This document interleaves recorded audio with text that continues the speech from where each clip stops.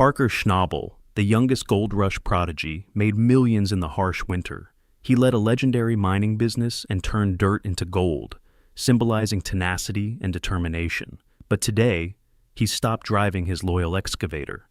Parker Schnabel faces a devastating verdict behind closed doors. The worst environmental litigation in mine history destroyed everything he built. After his gold empire collapsed, he was sentenced to life in jail. This precious youngster fell so far. How? Want to know the truth? Comment a 1 for Parker Schnabel, or a 0 if you disagree. Make sure you like and subscribe to keep up as we uncover every secret of this horrific tale. No parole, no more appeals. This is the same Parker who used his college savings to start a mining firm, made over $13 million in gold by 24, and turned dirt into television gold, making $24 million in season 14.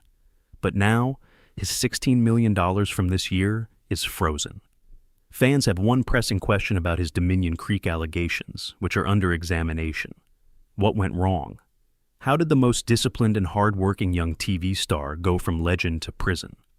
Pressure is nothing new to Parker Schnabel. His gold business began in his teens. Over $13 million in gold had been extracted by 24. His squad earned a staggering $24 million in season 14. Parker should have ruled the globe in season 15 with rising gold prices. Instead, he's on the brink of financial ruin when an accident turns darker. Parker chose between ounces and legacy, a life-changing decision. The story turned sharply into the courtroom. Parker focused on one number this season: 10,000 Oz. That was the goal. This is over $26 million at today's gold values, a huge sum. It took more than hard labor to reach that mark. He required high volume, high payroll, and no delays. Then he took a bold move that raised more than eyebrows. Alarms went off. Gold Run and Sulphur Creek, two massive gold claims, cost him $2.50 million. Not just any plots. Some of the Klondike's greatest mining fields produced $1.50 billion in gold over a century. But there was a catch. High danger, stripped ground, unstable terrain, and unknown liabilities. But Parker didn't hesitate. He risked everything to achieve greatness. He had to move Bob, his big wash plant, from Ken and Stewart's land to Sulphur Creek. The voyage was difficult. His longest haul was 25 miles. His crew had 10 hours to finish. Fully insane, not just tight. However, they barely succeeded. To fix faulty pieces, mechanics labored overtime. Tyson Lee pushed logistics to their limits, and Bob was back online. Everything appeared to fit for a moment. Good things were happening. Very good. Bob delivered 290.05 ounces, valued at $76,600 in 4 days. After Roxanne's 276.01 ounces at the elbow cut, Parker's team had 6,000 ounces and $16 million. The gamble appeared brilliant at the time. Behind the scenes, time was ticking. More problems arose when they dug deeper at Dominion Creek and Bridgecut. Parker's trusted wash facility, Big Red, closed after 12 seasons and $53 million in gold. Tension bars broke, stopping production. Big Red had generated 34 times 300 ounces throughout the years, but it was gone. Parker had no room for error with only Bob and Roxanne jogging. Suddenly, every step had to be precise, but things went wrong. The legal tempest silently brewing wasn't on TV. Parker made rapid, hasty deals to expand his rights and mine every ounce before winter. Through private negotiations, he bought nearby claims without environmental evaluations. When his men dug Sulphur Creek, complications arose. Old gasoline drums buried underground, permissions, and damaging a protected river were raised. Hard questions. You may have overlooked early indicators like a delayed inspection or a stealthy government visit, but the red flags waved for attention. As Parker worked 24 hours a day, 7 days a week, and hauled thousands of yards of gravel past protected zones, red flags became warnings. The true bombshell followed. Parker faces federal prosecution for willful environmental crimes. These offenses were serious. These were serious crimes. Illegal dredging, disrupting federally protected streams, and waste treatment incompetence were related to the $2.50 million property deal. The stakes had increased significantly. Digging deeper, prosecutors found more. Missing documentation, overruled permits, and worst of all, subcontractors fabricated inspection reports under Parker's orders. The show stopped talking about ounces. Proof was key. Parker willfully crossed legal lines to reach his 10,000-ounce objective, according to prosecutors. They said Parker cut costs, ignored warnings, and endangered the environment and public safety. Trial numbers spoke for themselves. 68 violations, $3.10 million in unapproved site alterations, contaminated soil near equipment, and 8,000 gallons of unaccounted hydraulic fluid. The evidence was damning. Parker's defenders rushed to the emergency brake. They claimed a misunderstanding, that subcontractors had failed, that missing permits were due to bureaucratic delays, and that there was no intent to contravene the law. After emails were shown in court, everything unraveled. Parker told his squad to defy regulatory agencies and produce relentlessly early in the season. That message shook the courtroom and raised eyebrows. Every time it returned, the room's tension and stillness increased. The case took another dramatic turn. An ex-mid-season crew member made a shocking claim. Parker knows his business. Despite repeated warnings about insufficient documentation and violations, he continued. This was no longer about assigning blame. It was about a leader under great pressure who would do everything to reach his 10,000-ounce goal. The effects? Devastating. Claims of pay dirt, environmental malfeasance, site damage, faked inspection reports, and irresponsible excavation on federal land mounted. Each allegation darkened Parker's desperation to succeed. The prosecution termed it a pattern, not a mistake, disregarding rules intentionally. When obstruction was added, the accusations became career-ending. The court was harsh. After ruling that Parker's conduct caused the most environmental harm, sentencing guidelines stunned the courtroom. But here's the surprise. A verdict didn't tell the complete story. Prison wasn't mentioned publicly. No thrilling perp walk. No shame walk on TV. Parker simply disappeared from view. Silent rumors spread. Others muttered that he was in protective custody or negotiating compensation, but no one had answers. Silence spoke louder than everything else. Parker Schnabel is Discovery Channel's golden boy, the teenage miner who amassed $13 million in gold by 24, launched 8 successful spin-offs, including Gold Rush and Parker's Trail, and grossed $24 million in season 14 alone. Nothing currently. No word. The odd thing is, Parker never liked the spotlight. He lived differently from celebrities. No mansions or showy automobiles. He crashed on a friend's LA couch at his peak success. He didn't buy status symbols. Instead, he bought memories, dad trips, hunting weekends with his gang, World Series tickets, and spontaneous Vegas visits. It was never about money. This was about loyalty and experience. Parker's roots shaped that worldview. Great-grandfather lived in the Alaskan wilderness, and Grandma joined him in 1937. His dad still wakes up at 4:30 every day for work. Parker was raised by individuals who persevered through hardship and kept going. That formed him and made his downfall so heartbreaking. He spent a summer working with his grandfather, eating dinner every night and listening to family stories. That memory, which he wished to protect, was more important than riches. Parker always knew money would fade. Legacy was most important. That legacy is now tenuous. Parker was slated to return in season 15 and win the tournament by reaching 10,000 ounces. Instead, everyone calls it a cursed season. Equipment breakdowns, legal nightmares, everything went wrong. Parker tried harder, quicker, and smarter, but it wasn't enough.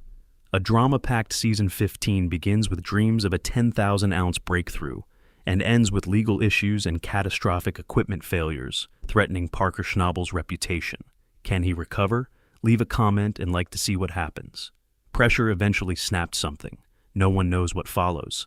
Legal reviews have frozen Parker's $16 million season earnings. His claims paused. The crew has split, with some staying quiet and others fighting to stay afloat. Anything without Parker at the helm feels different. The foundation that held everything together has broken, and the future is unknown. Dominion Creek was Parker's biggest bet. It wasn't merely a land lease. He acquired it outright. That meant no monthly fees or royalties. It also meant he bore all the danger. He wrote a $15 million non-refundable check up front. That was just the beginning. Gold at Dominion Creek isn't visible, over 40 feet underground. It will cost millions more in equipment, fuel, personnel, and time to reach. The numbers suggest a great move. Gold is estimated at 80,000 ounces in Dominion. At $2,000 an ounce, that's $160 million to be extracted. Parker sees more than a mine. He sees the future. Parker will reach his objective if he pulls 10,000 ounces per season for 6 years. The blueprint. This is the catch. Just 6 years till his permits and water licenses expire. Gold on the earth will be lost if regulators don't renew it. Time is running out, and the stakes are enormous. Parker performed what he does best. He invested fully. His team moved millions of yards of soil. They wanted to move 25 million bank yards, more than 4 million per season during mining. Since the material expands when moved, the amount approaches 30 million yards. That task crushes and exhausts. Equipment breaks, personnel tire, and schedules slide. Multiple people are under pressure. It weighs everyone down.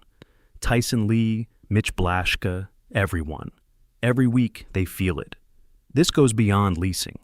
No safety net. Risk is high.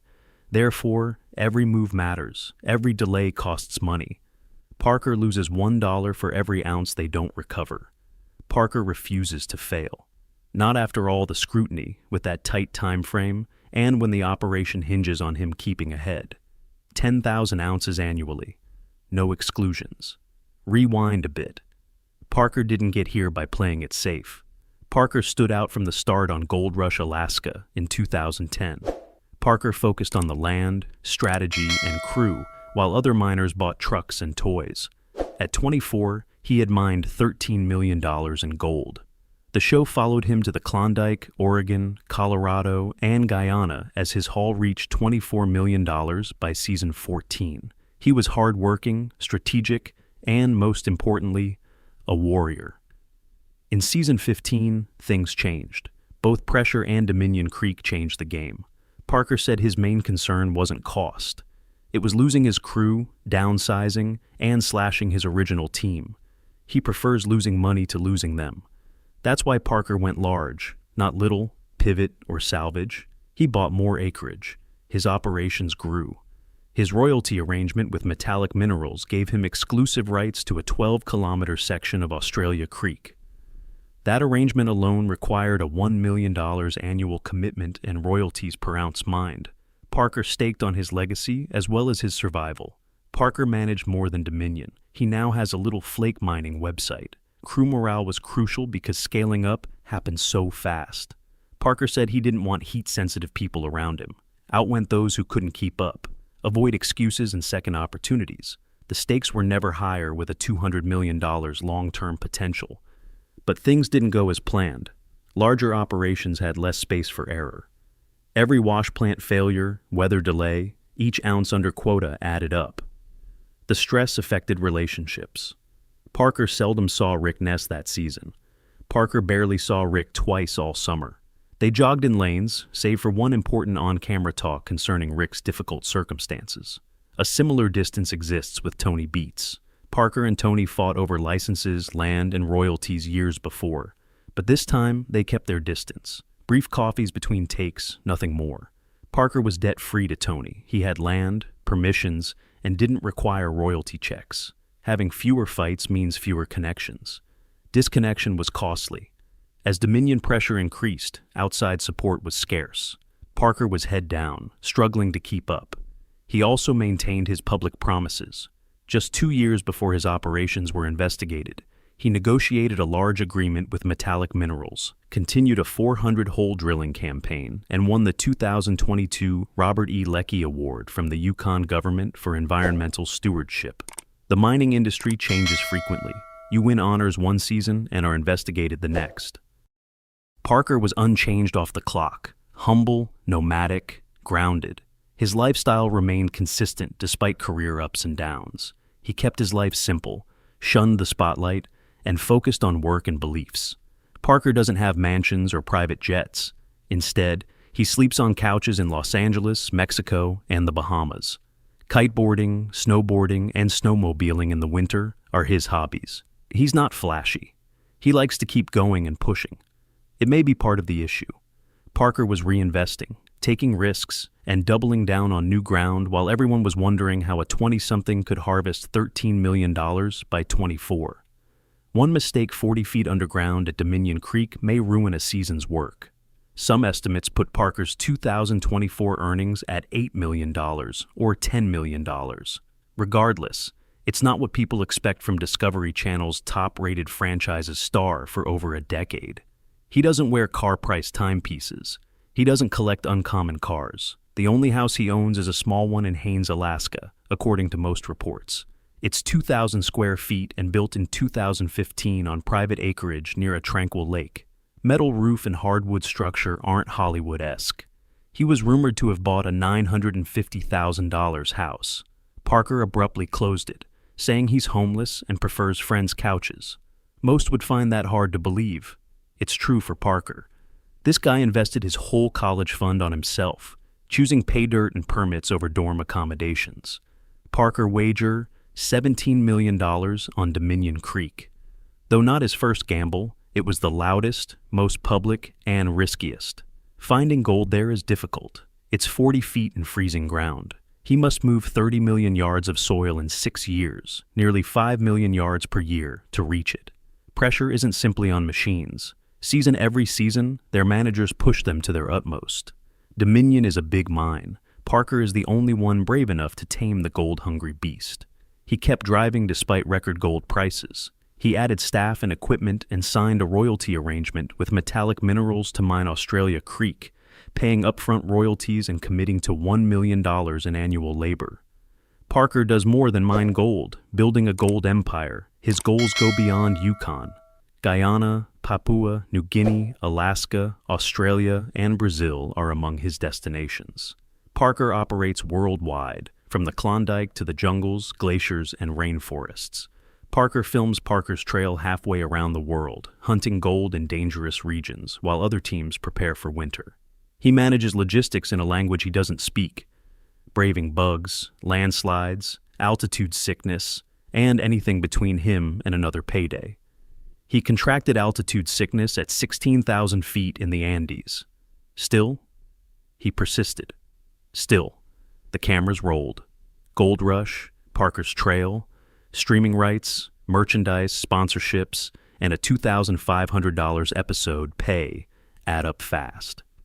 Some stories suggest he makes over $4 million a year from mining, TV, and licensing.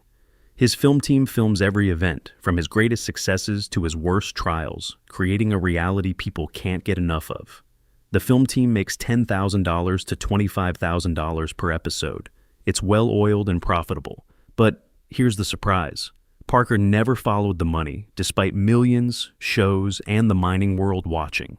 He wanted to live up to his grandfather's ideals, defend his staff, and prove that someone from a tiny Alaskan hamlet could succeed in the world's toughest sector. That motivated him, not money.